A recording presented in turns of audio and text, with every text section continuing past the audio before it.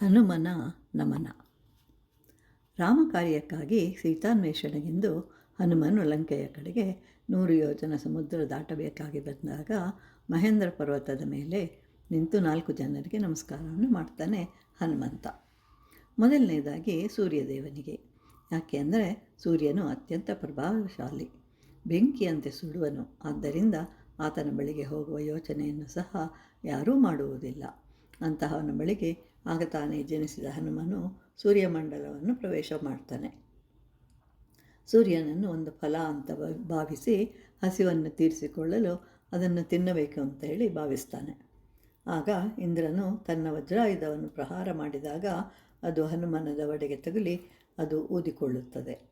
ಆ ಕೋಪವನ್ನು ಆತ ಈಗ ತೀರಿಸಿಕೊಳ್ಬೇಕು ಅಂತ ಅಂದ್ಕೊಂಡ್ರೆ ರಾಮಕಾರ್ಯವು ವಿಫಲವಾಗುತ್ತೆ. ಆದ್ದರಿಂದ ಮೊಟ್ಟ ಮೊದಲನಿಗೆ ಸೂರ್ಯದೇವನಿಗೆ ನಮಸ್ಕಾರ ಮಾಡ್ತಾನೆ. ಎರಡನೆಯದಾಗಿ ಇಂದ್ರನಿಗೆ ನಮಸ್ಕರಿಸ್ತಾನೆ. ಯಾಕೆಂದರೆ ವಾಲಿಯು ಇಂದ್ರನ ಮಗ. ವಾಲಿಯನ್ನು ರಾಮನು ವಧಿಸುವಾಗ ಹನುಮ ಎಲ್ಲ ರೀತಿಯ ಸಹಾಯ ಮಾಡಿರ್ತಾನೆ.